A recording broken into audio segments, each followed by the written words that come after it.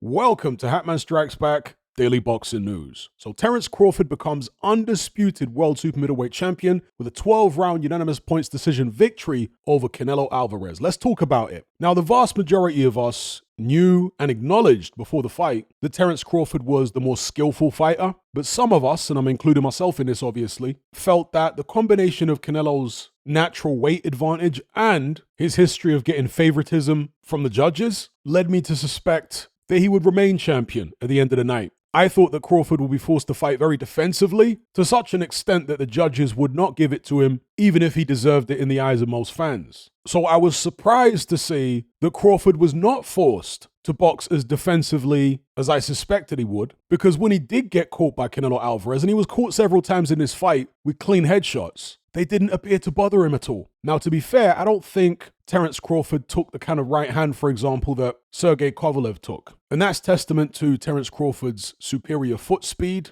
Canelo was kind of falling over himself a little bit to try and get the punches on, so he never really caught Crawford when he fully had his legs underneath him and with a punch connected at that perfect biting point. Nevertheless, he did land at least solidly several times, and Crawford wasn't bothered at all. Wasn't hurt and certainly wasn't intimidated by Canelo's power. In fact, after the fight, he said he's been hit harder. I'd be interested to find out who hit him harder than Canelo Alvarez. Was it in sparring or in a professional fight? In any event, Crawford did move a little bit more than usual, but he also held his ground and banged it out with Canelo Alvarez on several occasions in the fight, particularly in the second half. His corner actually got a little jittery about him doing that. They said, don't stand and trade. But Crawford obviously felt like he could after tasting the power and after maybe figuring out Canelo's rhythm and where the punches were coming from. He decided to, as I say, stand in the pocket on several occasions and really let Canelo have it. And it was very impressive seeing a guy coming up from welterweight and 154, skipping middleweight altogether,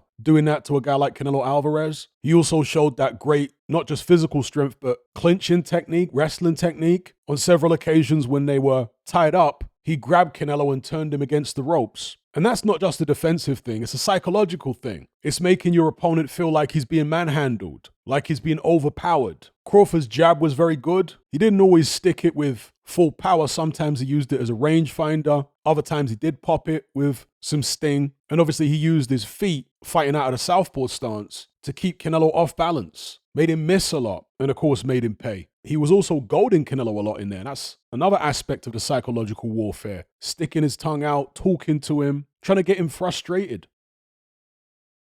Now, before this fight, I was expecting a better version of Canelo Alvarez than we saw against William Skull, and we definitely got that. He was a lot more active in terms of punches thrown. Okay, he was missing a lot. Crawford was making him miss. People say there wasn't a lot of head movement from Canelo. He's not used to being in there with someone who fights with the kind of quick movements, the feints, etc., as Terence Crawford. By the time he even thought about moving his head, Crawford had already hit him. Plus, he and Crawford are a similar height. Normally, Canelo will move his head when he's fighting somebody significantly taller. When he's fighting somebody close to his own height, go look at when he fought James Kirtland, for example. You didn't see a load of head movement in that fight, and several other fights where he's fighting somebody, again, close to his own height. Same goes for Mike Tyson, by the way. When Mike Tyson was fighting people, and he did several times in his career, close to his own height, you didn't see him ducking down underneath their punches. Because when somebody's your height, it takes more energy to duck down underneath the shots, for one, because you have to dip lower, and for two, generally, a guy close to your height is going to have a similar reach to you. So the shots are traveling a shorter distance. You don't have as much time to duck underneath. So no, I totally refute this idea that Canelo was no better than he was against Skull. Total rubbish. He threw a lot more punches. The William Skull fight, I think, had the record for the fewest number of punches thrown in a championship fight or an undisputed fight. I forget which. Either way, yeah, Canelo was far better against Crawford than he was against Skull, but it still wasn't good enough. That's the thing. You can improve, but have you improved enough? And he obviously hadn't. Terence Crawford really sealed the deal with those attacks in the second half of the fight where he really stuck it on Canelo. He would do it at the start of rounds to set the tone and also at the end of rounds to catch the judge's eye. Anyway, went the full 12. And we're always concerned when we've got a cash cow fighter like Canelo that the opponent won't get a fair shake as far as officiating, but I didn't have that vibe after the final bell. I felt like Crawford would get it because the mood seemed like he would get it, if that makes sense. The mood among fans, the mood in the arena. Now, you can still get shocked in situations like that. And there was an undercard fight which turned out to be one of the worst robberies I've ever seen, which was Ivan Ditchko against Jermaine Franklin. That was shocking. Thankfully, for the main event, there was no repeat of that nonsense. The right man won. Terence Crawford got his hand raised. He was a marginal underdog going into this fight, not a massive underdog. The betting odds were relatively close. Many of you guys picked Terence Crawford to win. A lot of pundits picked Terence Crawford to win. People like Duke McKenzie, Teddy Atlas, even Spencer Oliver was picking Terence Crawford to win, as well as Adam Smith. So this result didn't really shock the boxing world, but what it did do is it went some way to hitting back against these ridiculous critics of Terence Crawford who have been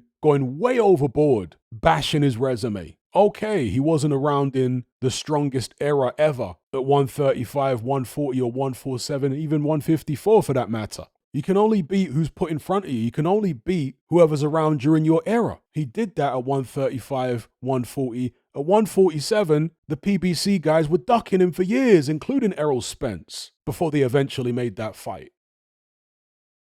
So for people to be trashing Crawford to the extent that they have been, with really vicious comments and what have you, I have to just shake my head. Because here's a guy who fought, or at least attempted to fight, everybody who he was supposed to fight, and his performances in the ring were nearly always entertaining. What's not to like? And he did beat some solid fighters. He took Yuriorkis Gamboa's unbeaten record. He took Victor Postal's unbeaten record, if memory serves me correct. He beat Ricky Burns, who was a solid champion. Like I say, when he stepped up to 147, people were avoiding him, but he did what he could. Beat the likes of Amir Khan, Kell Brook, effectively ended Errol Spence's career. Okay, it was a post-crash Errol Spence, but he was still a world-class fighter. He just beaten Danny Garcia and absolutely wrecked Yordenis Ugas. Wrecked him. The very same Yordenis Ugas who beat Manny Pacquiao, who also, in the eyes of many, had previously beaten Sean Porter. Then he stepped up to 154, Terence Crawford, and fought Madrimov, which wasn't his greatest performance. But Madrimov is a solid fighter too. So the way people have been trashing Terence Crawford's resume is, to me, a bit alarming, because I'm wondering, where's the motive for that coming from? Don't get me wrong. There are people that go overboard in praising Terence Crawford's resume, at least his resume up to this point. But from my vantage point as a content creator, I saw far more vocal critics than cheerleaders. But like I say, with this victory over Canelo Alvarez, jumping up 3 divisions, no catch weight, no rehydration clause, no controversy, he didn't beat a green,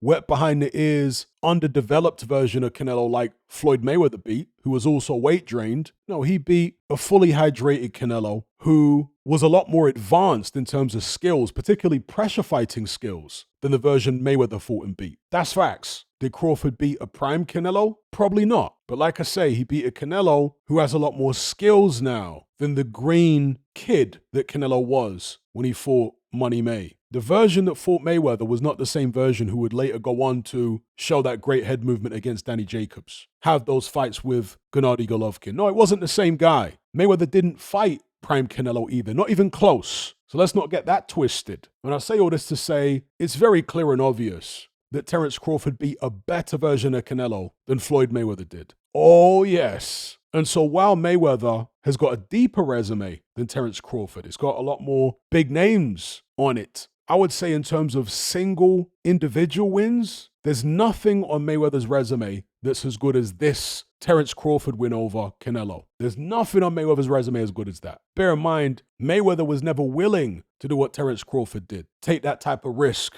against somebody who naturally is so much bigger in terms of body weight. Go up to their weight class. No catch weight, no rehydration clause. Mayweather was never willing to do that with anybody.